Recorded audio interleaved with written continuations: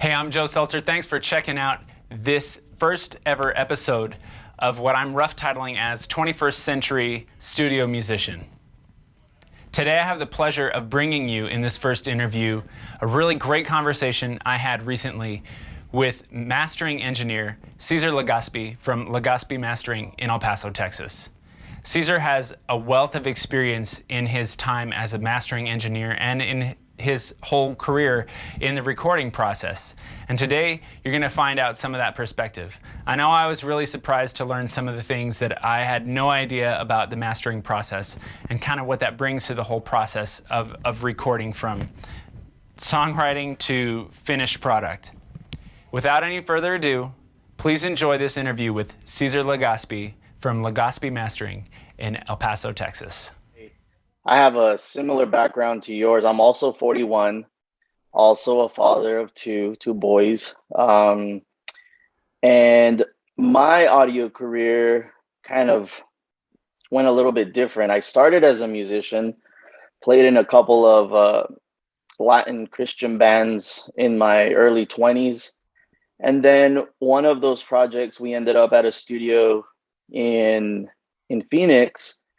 And when I kind of saw the process, I kind of caught the bug and started talking to the studio owner and to the engineers. And I think my temperament always kind of lend itself more towards the technical aspect. I mean, there's definitely still a creative aspect in all those processes, but for me personally, I think that's kind of what I lean more towards. So talking to a couple of people, I decided to go to audio school later. I went when I was 28 already, so I was kind of already later in my musical career. But I'm glad I did it because audio school gave me a quick foundation. I mean, a lot of people ask me if I recommend still going to audio school, and I think it just depends from person to person. But for me, it was great because it gave me like a fast track to learning all the fundamentals, all of the foundational stuff. And then from there, I just kind of hit the ground running early on. Of course, like anything, took a while to get people to trust in me working with them, and it was at the same level of bands who were starting out, artists who were starting out. But it was great, man. And my first internship was actually at a mastering studio right out of recording school. So that's kind of why I just landed in mastering and never really stopped doing it. Okay. I've always dabbled in recording and mixing throughout the years, but my main focus has always been mastering. Again, going back to that, I feel my temperament, my approach, my perspective towards audio kind of lends itself more towards the technical and more objective side of things. Not that there isn't subjectivity and taste and all that stuff that goes with it, but um, more of the customer service based side of things. But I did have a few other internships at recording studios in other cities, and also here in town. I mean, I've done a handful of sessions out at Sonic Ranch.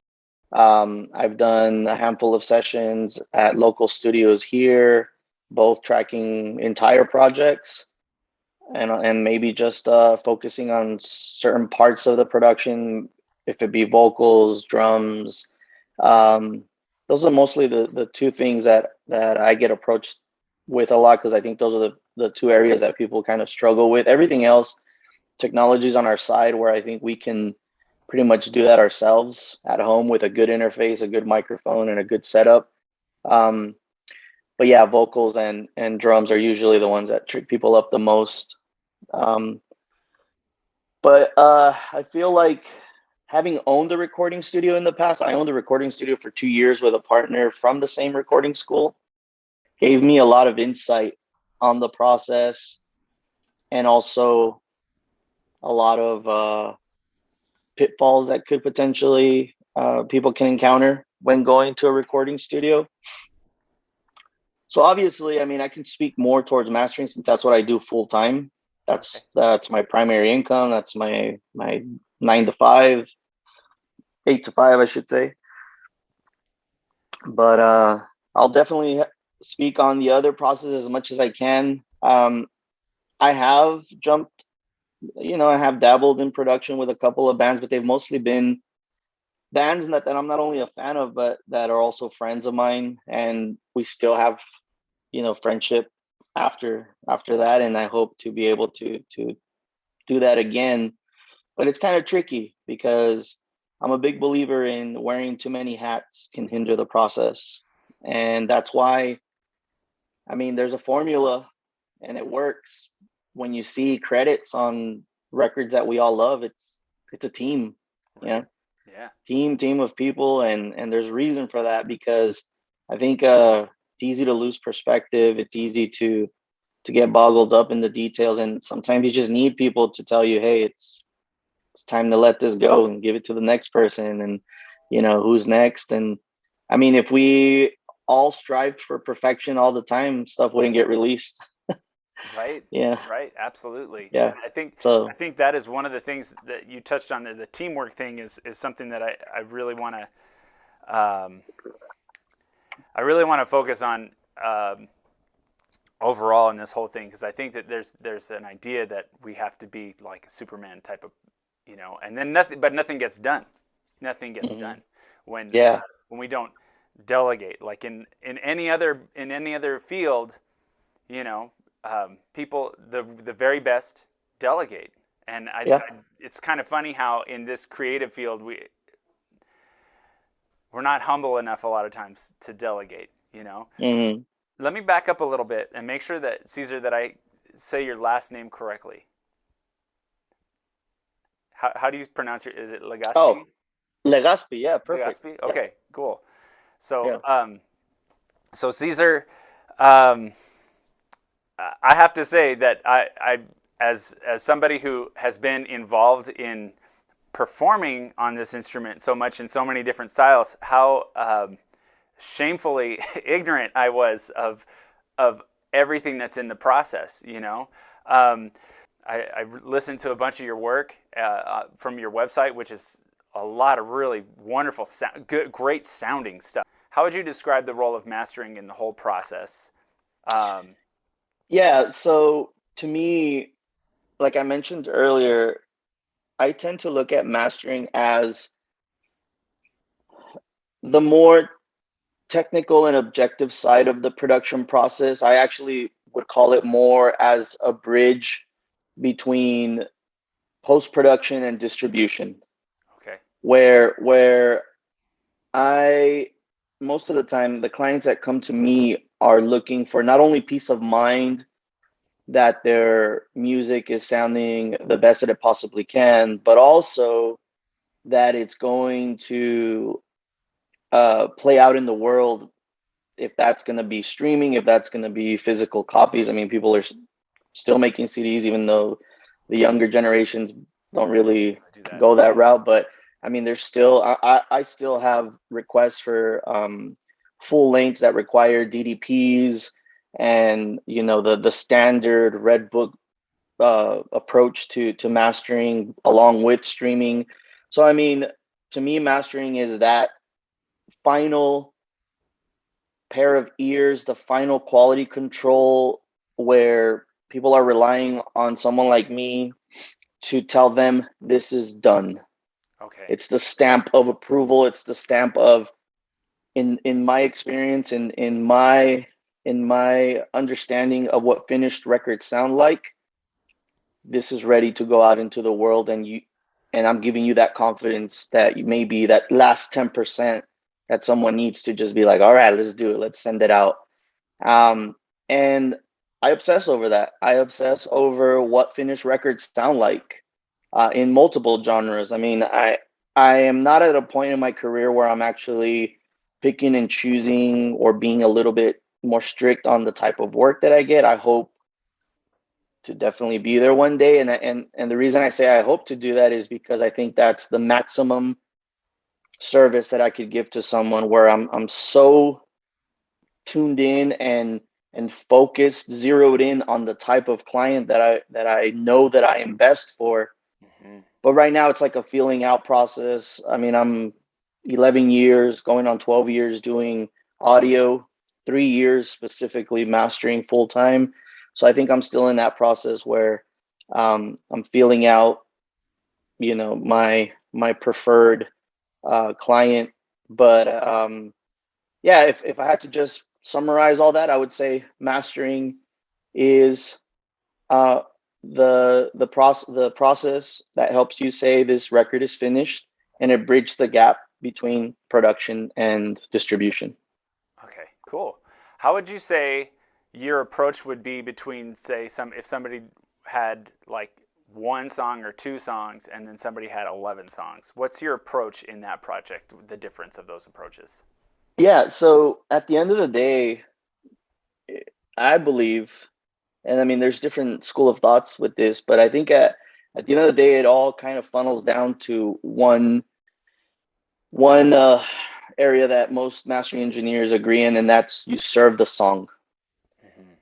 Mm-hmm. If I'm handed a single, I'm treating it for what the song is. Now, if the client, after having a conversation with the client, they decide that they're going to add, tracks to that, or it's going to be featured in another track. I mean, there's different ways to approach different situations. So I'll give you an example. I have been working with an artist, a local artist from El Paso, for the last 2 years, who has been kind of taking singles and making them a collection so that he can actually release his album and actually drop today.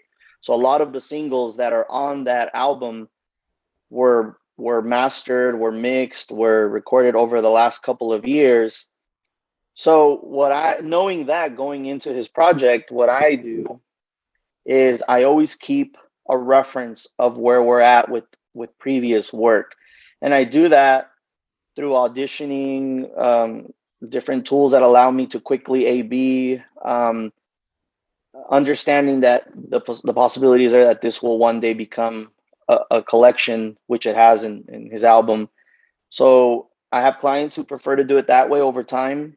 There's another client from Mexico who does it the same way, who releases a couple of singles and then they'll put out the entire album. Or I have clients like a recent from late last year who literally sent me all, I believe it was 8 or 9 tracks, and we mastered it as an album, and I presented it to him as an album, especially because it's one of the gapless style playbacks where one track kind of lends Right. itself to another, Awesome. no gaps.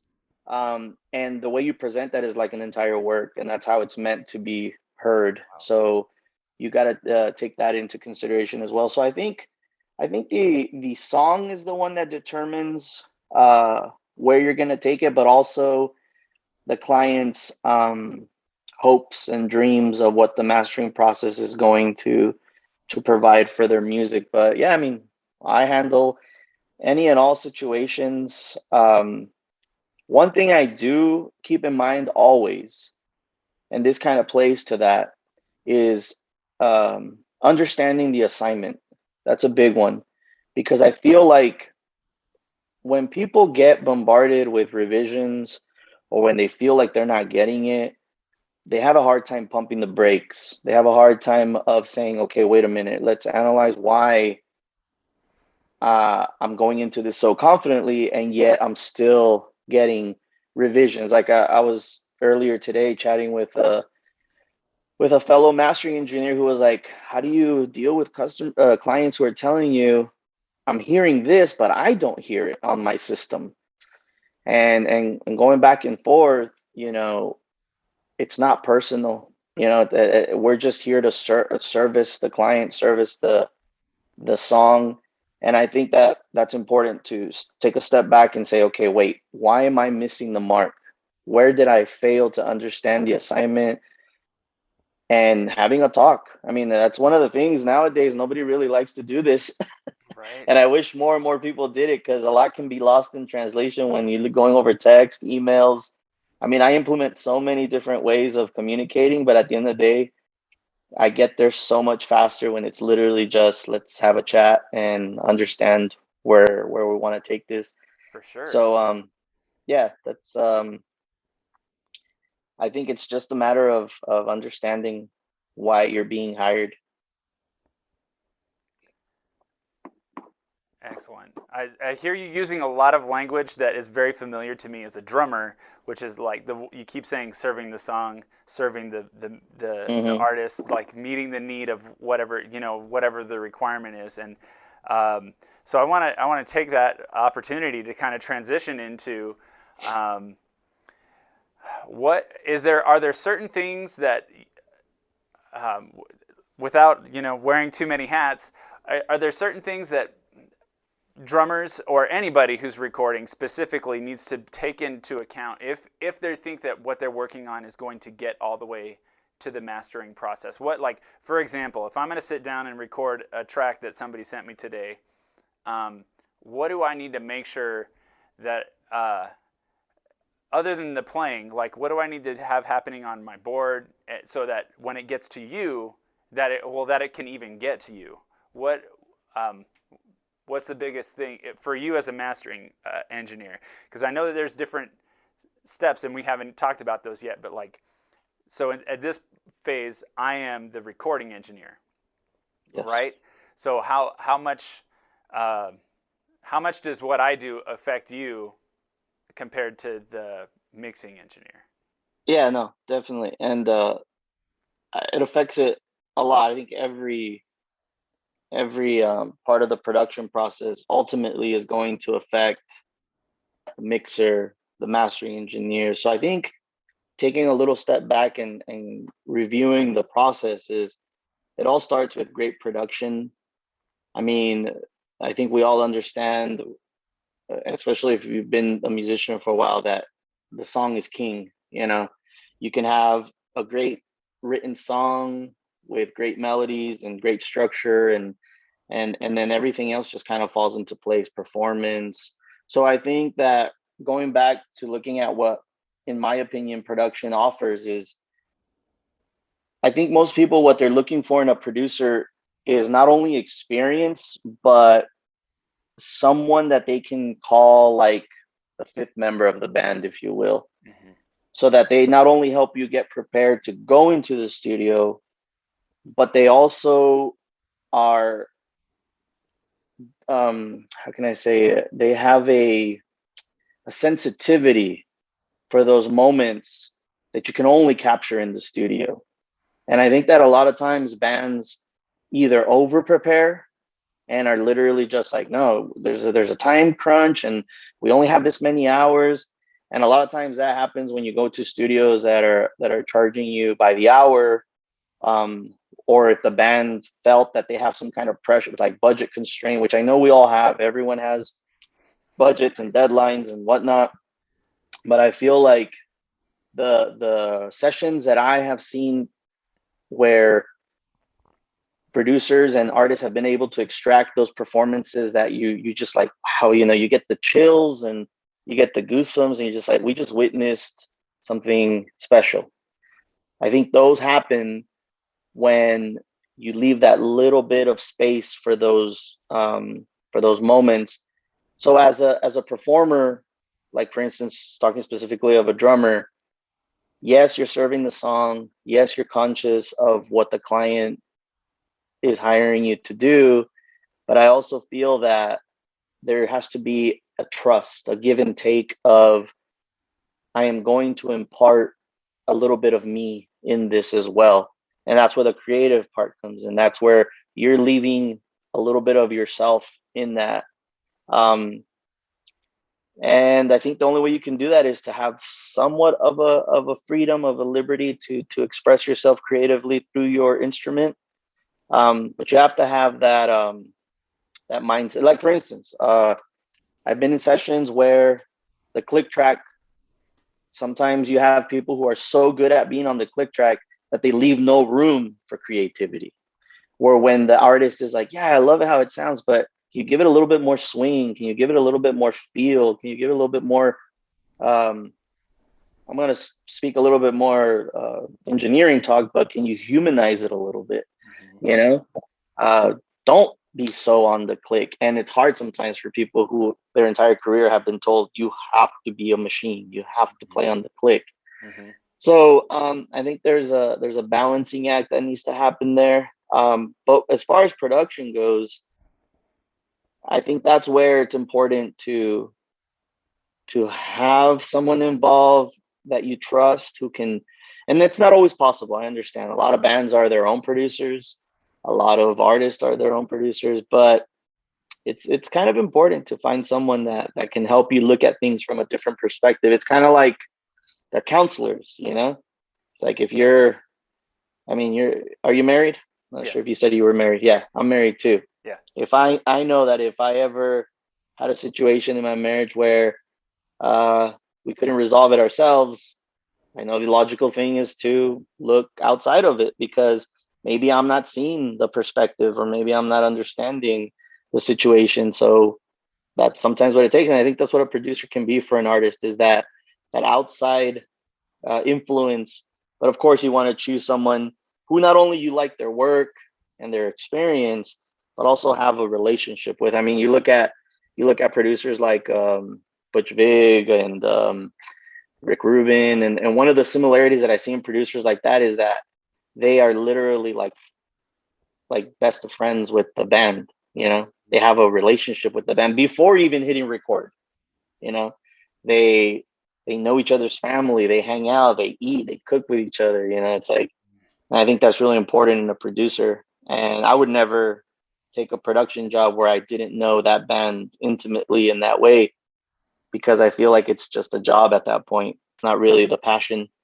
Um, so another thing in the production is, and going back to your question about as a drummer or any musician, what you can offer is don't settle for good. Um, you got to strive for great, not perfection, because I mean that could definitely lead to stress, to unneeded stress and unrealistic expectations. But I think that sincerity comes through the speaker when it's a performance that is sincere and that comes a lot with owning your craft. I think that some of the best session musicians, I mean, I know several here in El Paso, what separates them from just a regular musician is they they have a um I don't want to say a sound, but you can tell it's them playing. Mm-hmm. You're just like, Mm-hmm. I just know that's them. And there's several like that. Um and it's really cool to see how people can impart themselves in those performances. So yeah, I would say from the production side, don't don't settle for good and don't rely on the processes down the line to fix anything. Always shoot for as good of a performance as you can, and that's it as far as that goes. That last little bit is a really good nugget. Don't shoot for things down the line to be to fix it. Mm-hmm. I mean, it can improve it. It Mm-hmm. can make good to great. I heard one Yes. person describe mastering as like you have a beautiful car and you're gonna wash and wax that car and detail it and make it Yeah. like Polish go is a from big. beautiful to like right. So Yeah. um, Polish is a buzzword that gets thrown around a lot in mastering, which is, I mean, I agree. We're literally taking someone's good good and great work and just making it that much better. but polish won't remove deep scratches and nicks and dents. You Yes. can't. You're not going to get rid of Exactly. that stuff with polishing. So what you said Yep. there about the best project, I really like that last thing. I'm definitely going to go back over this and Yeah. extrapolate some of the stuff that you said there. It's really great. So you touched on my next question. How does rhythm, tempo, timing of the drummer and all musicians really affect the mastering? Being able to play the song around the I'm paraphrasing, play the song around the click to swing, right?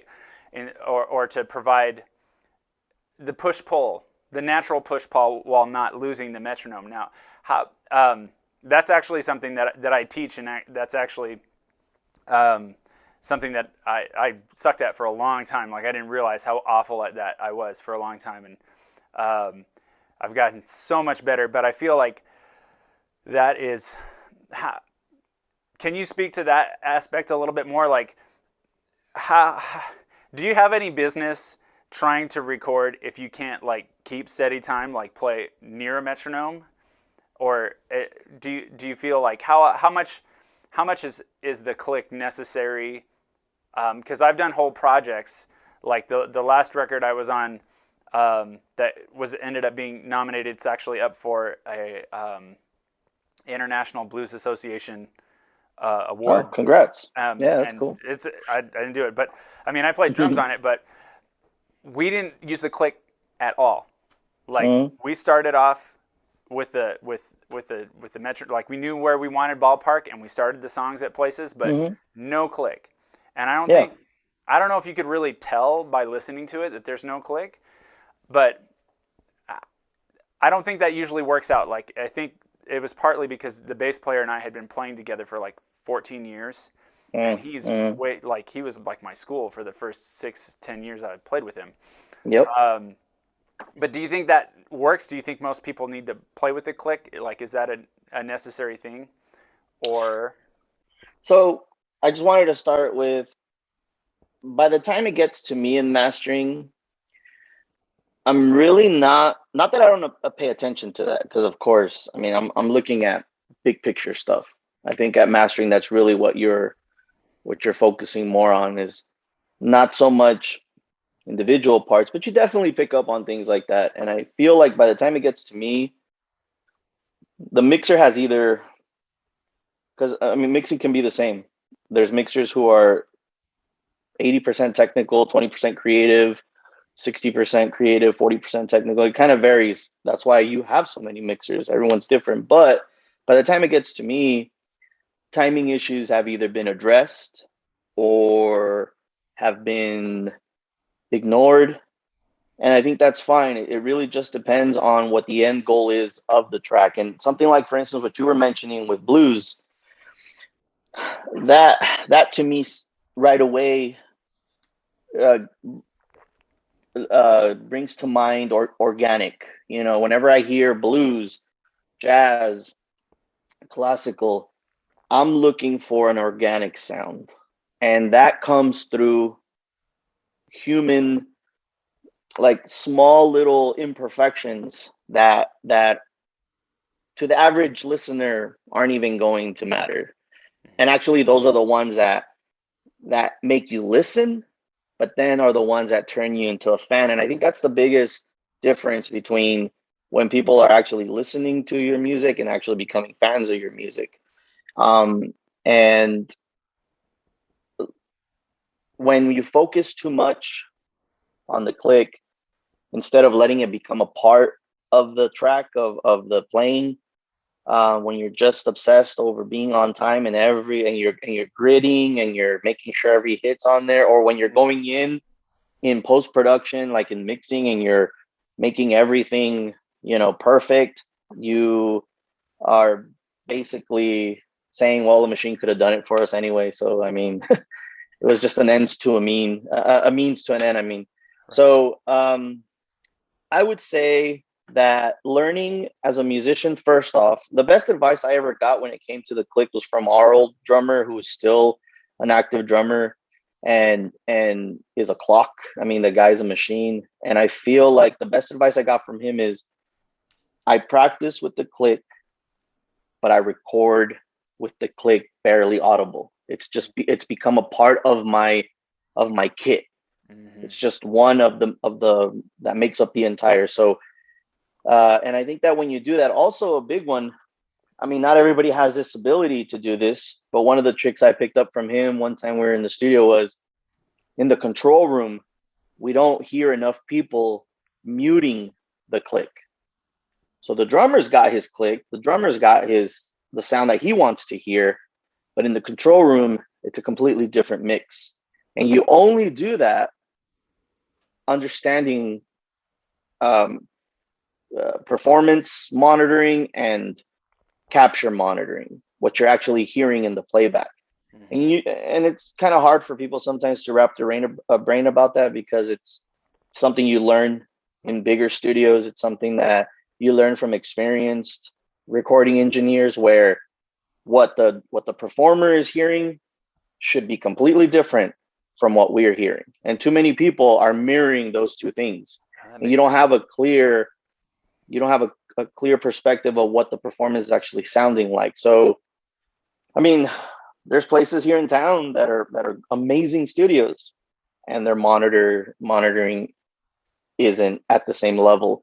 And I've talked to working musicians who are like, I just wish that the monitoring was a little bit better. I think that's one of the biggest requests that I hear from musicians, is that the monitoring be a little bit better, so that they have one less thing to worry about and they can just focus on the performance. So those are just a couple of yeah. When you say monitoring, you mean like when I'm here in this room, I have a mix. Like, is that what you mean? Like individuated mixes for each performer? Yeah. So, well, that's when you're tracking. When you're tracking drums first, and then the other, when you're layering, when you're doing multi-tracking.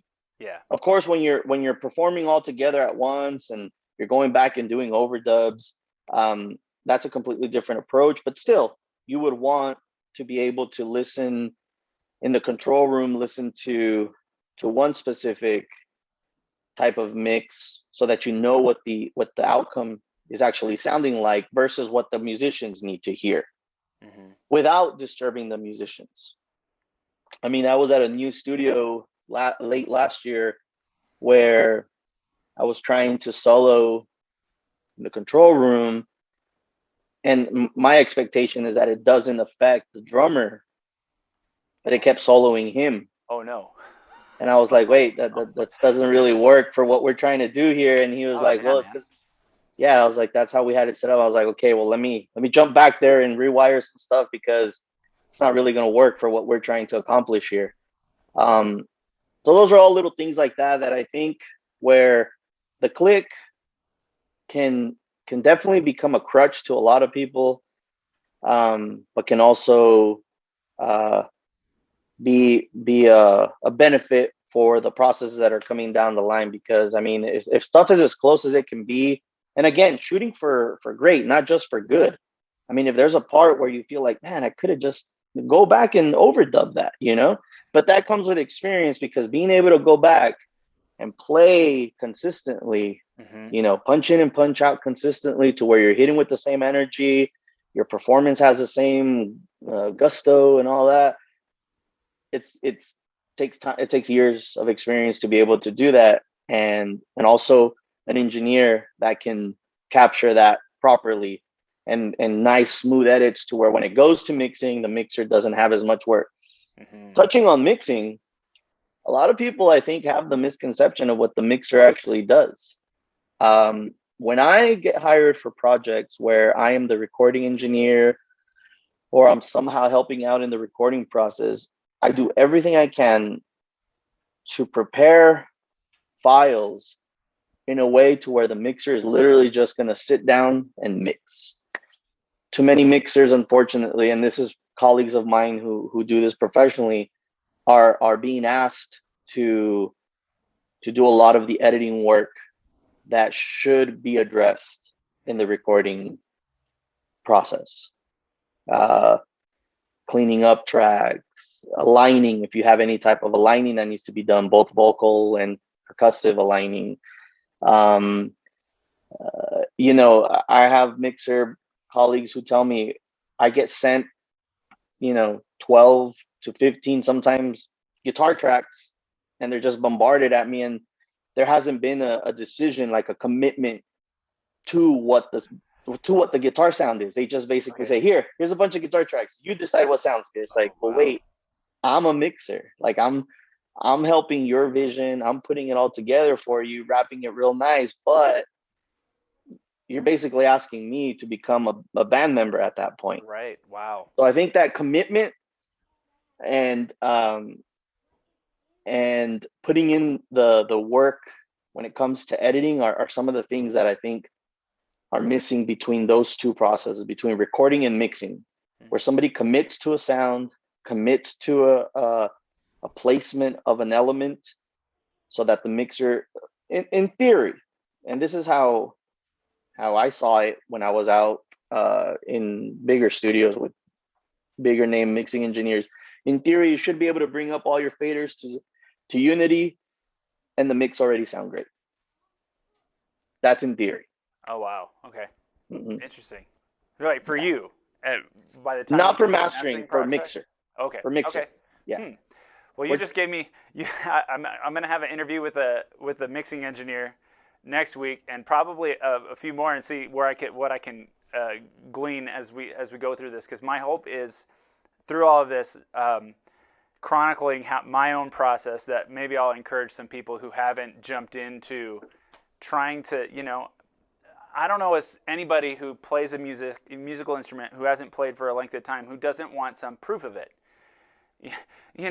So my hope is to maybe encourage people and kind of unearth some information and encourage people to get busy making some music, and in the long run, hopefully that'll be more work for people like me and people like you. Yeah, for sure. Yeah, it's all about people creating more and more. I mean, you look at the amount of releases on just Spotify alone. I mean, there's plenty of work for everybody. A lot of people are creating, and there's definitely room for more. I just want to unpack one quick thing on the fader thing.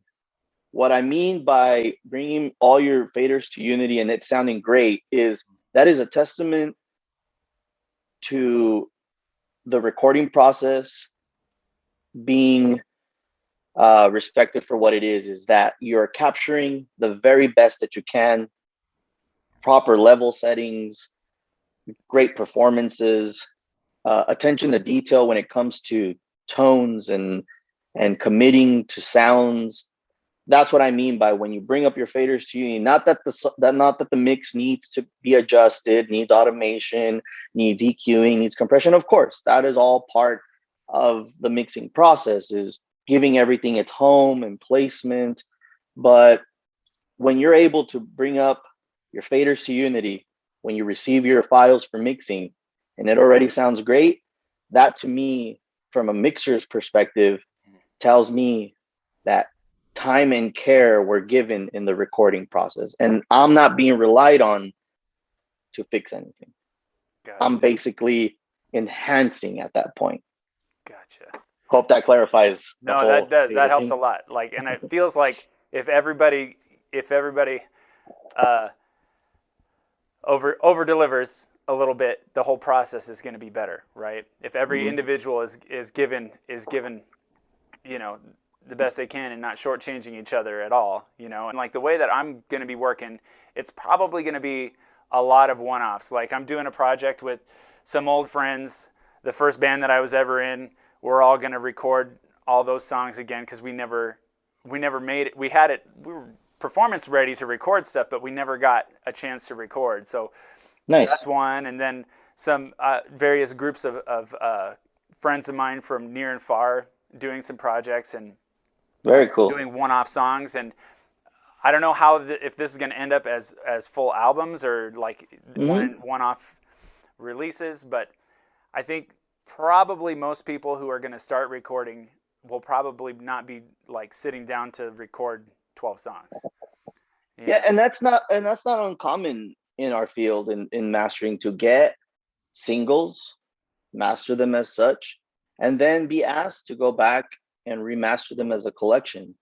I mean, me personally, I have my fee set up in a way to where, I'm basically recalling sessions. And that's one of the reasons why at the mastering stage, we invest in equipment that is so precise, that is so well balanced, because we do get asked a lot to recall, and people expect it to sound almost exactly the same. I mean, there's going to be deviations with everything, because I mean, in the analog world, that's the beauty of it. There are slight variations, but at the end of the day, that is something that we see a lot, is where we'll do singles and then we'll be asked to take them and make them a collection as a remaster. And there's nothing wrong with that. I mean, you see it all the time. There was a Kings of Leon track that was released, I don't know if it was last year or the year before, but as soon as it dropped, me and a good friend were listening to it, and we're like, wow, doesn't that sound interesting to you? It's a little bit of a departure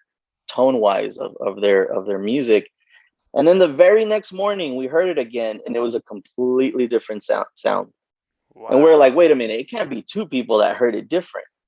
I was like, there had to have been some kind of re-upload or They went back and remix did or it again. remaster. Yeah, we were both like, this is trippy. And he's a professional musician. He plays in a band in Austin, and we were just like, something's got to be up here. And we dug Interesting. around a little more. We've never really found anything concrete to tell us that, but I know it's a thing where Yeah. people have uploaded, remastered or remixed or to the same release. And it's my understanding from a technical standpoint, as long as the length of the song and as long as the ISRC code have not changed, you do It's the not same lose song.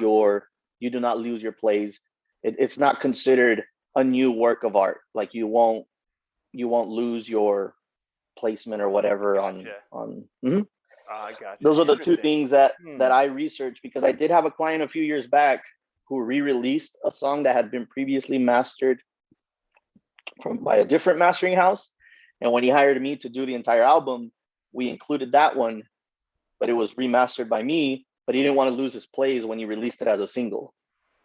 So the only way we were able to retain that was to make sure that the length was exactly the same and that the ISRC code was the same. Hmm. I really appreciate your time today, For Cesar, sure. and sharing your information, your knowledge, your expertise in your part of the recording process, and really hope that I hope that anybody who's watching this is really going to get some good information out of it, and maybe some encouragement to get started with recording music, being creative, getting out there and creating something. Not watching For other sure. people do it, but let's make some music. You know. Oh, definitely. And that's definitely my encouragement to anybody that I talk to when it comes to music. I mean, with my own children, I encourage them. I don't force it on them, of course, because I don't want them to have a distaste for it or a resentment towards it. Hmm. But definitely encourage people to create. And also, just as a final thought on mastering, uh, really sit down and consider your expectations of the process, what each part of the process, from production, recording, mixing, mastering, distribution, what all of those are going to provide to you. When you have a realistic and grounded expectation, I think that you're going to be less prone to feeling uh, stressed or let down by the process. And that just really comes with experience of just getting in there and doing it. Like you said, find a studio that perhaps isn't, not that expense has anything to do, I mean, we do equate expense with quality sometimes, but I mean, there's a lot of great studios that are great for first timers who aren't going to get that red light syndrome that a lot of people get when they go to big studios. Hmm. um, and just finding people like yourself who are interested in helping people along the way, who are just not doing it for a payday, who are actually doing it because they're passionate about what they do. And I like to put myself in that camp too. But yeah, just having a good grounded expectation of what it means to do this process. And like you said, studying on the process, understanding why the role of producer exists, why when you go to a recording studio, there's a recording engineer, an assistant recording engineer, why there's mixers, why there's mixing assistants, why there's mastering engineers, why. And real quick on distribution, I think that a lot of projects drop the ball by not having, before, part of the pre-production, in my opinion, is having a release plan. And if you don't have that, everything is going to suffer down the line. When you don't have that end goal, which should be your release plan. And there's people who help with that too. You're talking about record labels or artist development places that help you develop a plan. It's just like opening a business. You don't just start the business. You have a plan. You've got your market research, all the different areas that comes with opening a business. It's basically the same thing. In this case, your product is your music. And by having that plan, I think everything else kind of just flows organically. So just a final thought Excellent. on my end, because I see so many bands that have great music and it comes to me and I think we make a great master and then it just falls. And you're just like, man, we had the potential. Those are great points. Those are great points, and I think you brought up a bunch of stuff through this whole process where things that I didn't even think of. You know, I've been a professional musician since I was like 18 years old. You know, Nice. playing for money as the biggest part of my income for a long time, and those are things that I wouldn't even think of. Many of them. So definitely going to be some food for thought in there. Sounds good, Joe. So I've been talking with Cesar Legazpy from Legazpy Mastering in El Paso, Texas, and you can check him out online, find out what kind of work he does. I'm going to post some stuff in the link below the video that tells you a lot of the information that we talked about in this really informative interview. Thank you, Cesar, for your time today, and best of luck in the rest of 2022. Same to you, Joe. Thanks so much for having me. Happy mastering, everybody. Did you have any questions for Cesar? Do you have any questions for me? Please let me know in the comments or through a message, and I'll see if I can't answer these questions. The whole purpose of this project is to chronicle as I go along trying to record 52 songs in a year. It's kind of a big jump because I've never been responsible for recording even one song all on my own that made it to the final process.